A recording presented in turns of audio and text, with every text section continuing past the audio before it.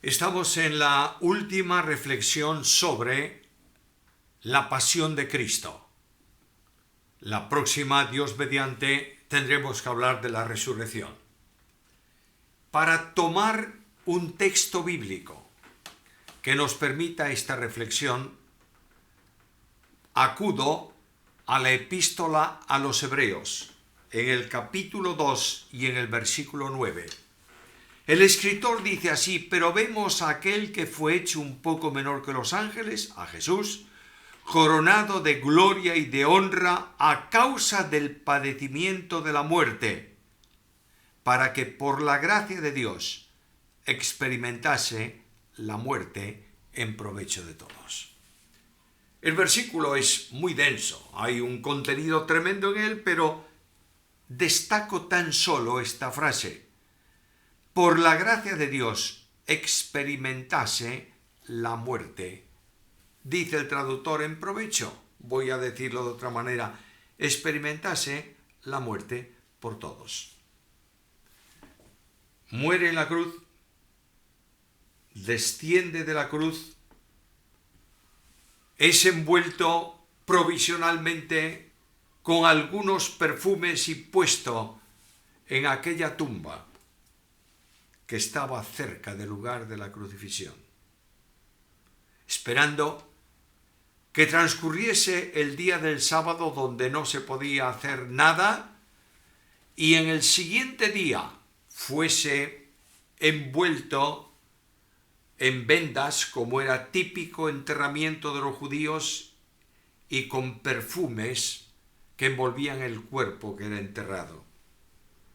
No llegó allí. Pero esa tumba vacía hoy me habla de que alguien que murió estuvo depositado en ella. Cuando se habla de muerte en la Biblia, no se habla de un estado de término. Ese es un concepto filosófico del hombre. Yo abro mi diccionario de la lengua castellana, busco muerte, y lo que voy a encontrar allí es término de la vida, cese de la existencia. Pero cuando voy a la Biblia, el pensamiento de Dios sobre la muerte es totalmente distinto. En la Biblia, la muerte es un estado de separación. De modo que la muerte física, a la luz de la Biblia, es el estado que se produce cuando la parte material, orgánica, nuestro cuerpo, se separa de la parte espiritual. Cristo en la cruz, dice el evangelista, que dijo: Padre, en tus manos encomiendo mi espíritu. Y habiendo dicho esto, murió. Cristo entra en la muerte física como consecuencia de la separación entre su parte material y su parte espiritual. Así todos los hombres. Y todos los hombres pasan por esta experiencia. Pero hay una muerte en la Biblia que es muchísimo más intensa, más profunda y con más consecuencias que la muerte física. Es lo que se llama la muerte espiritual. La muerte espiritual es la consecuencia de la separación del hombre con Dios a causa del pecado. El pecado produce interrupción entre el hombre y Dios, y la vida de Dios comunicada al hombre en la creación se interrumpe espiritualmente hablando, y el hombre es un muerto espiritual. El apóstol Pablo dice que esa muerte va a manifestarse en la práctica del pecado. Y dice la Escritura, y dice el apóstol Pablo, que por cuanto todos hemos muerto espiritualmente, estamos, y somos pecadores, estamos destituidos de la gloria de Dios. Ahora, Dios envía a Cristo para hacer la reparación de la situación de muerte espiritual. Dios envía a su Hijo para que por Él, a través de Él y en Él, el hombre pueda recibir no solo el perdón de pecados, sino también la vida eterna. Quiero recordarte que la vida eterna es privativa y potestativa de Dios. Nadie más que Dios tiene vida eterna. Y nadie tiene vida eterna por cuanto no hay nadie eterno más que Dios. Ahora, esa relación de comunión con Dios, interrumpida por causa del pecado, tiene que ser restaurada. Y yo voy a la Escritura y le pregunto a Dios, ¿cuál es la deuda que tengo que pagar para restaurar mi relación contigo? Y el Dios de la Biblia me responde de una forma sencilla: la paga del pecado es la muerte. Esta es la factura.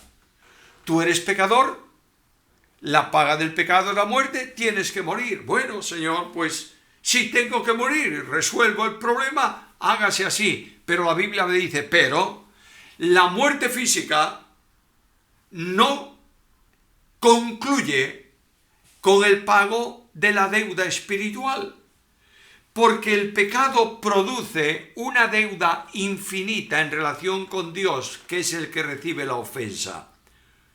Solamente una vida de infinito valor puede cancelar la deuda infinita de mi pecado.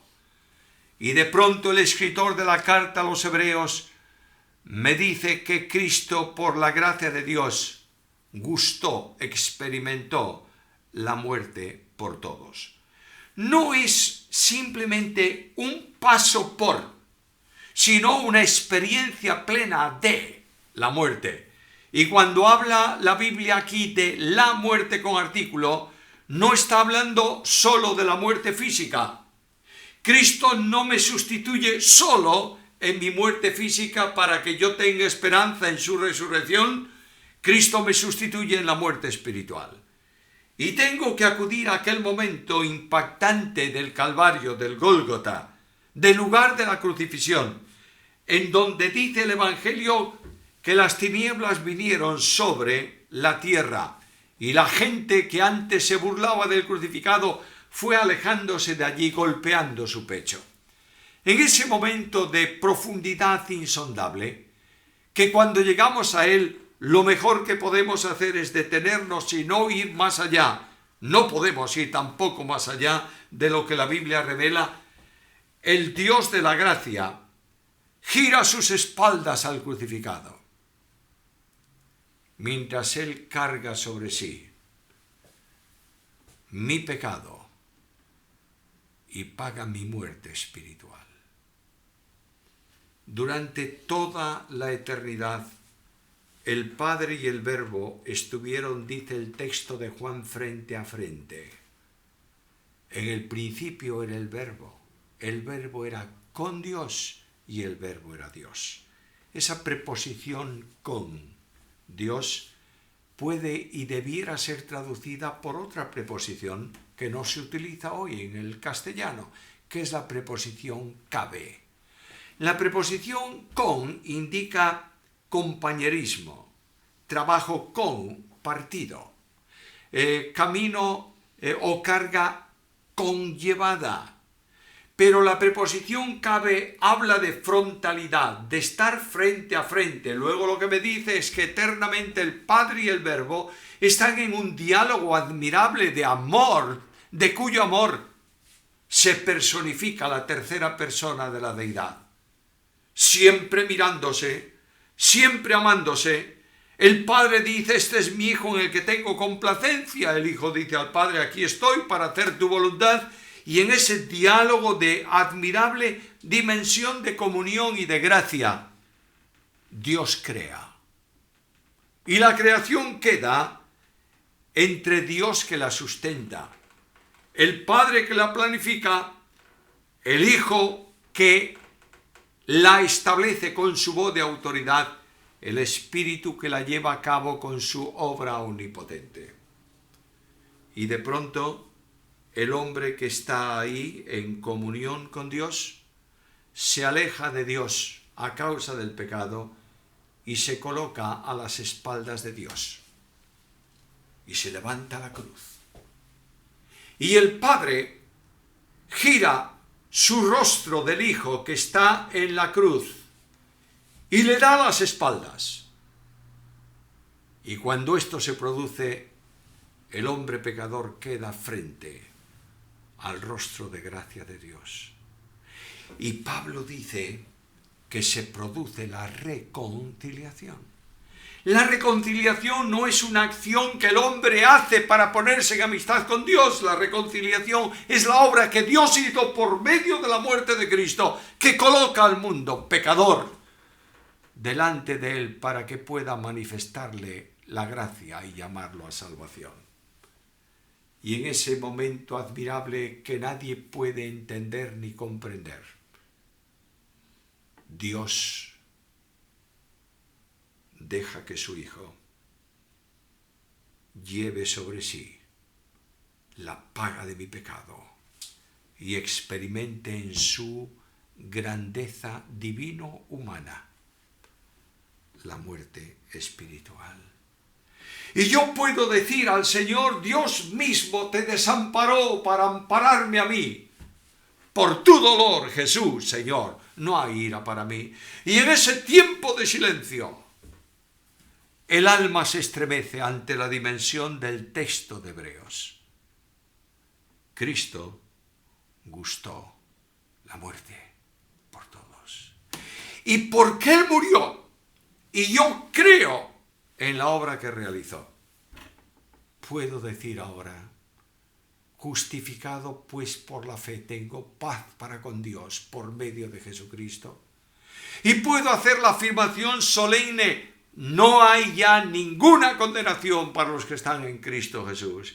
Y puedo acercarme a esa tumba y ver que el que está muerto allí en el interior durante un tiempo tan pequeño, desde que muere en la cruz hasta que resucita en la madrugada del domingo de resurrección, puedo mirar ahí los efectos físicos de la muerte del Salvador, en el Salvador, pero puedo ver la dimensión admirable de la muerte espiritual que me sustituye para darme eternamente la paz con Dios.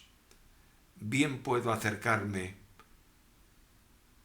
con humildad ante el que muere por mí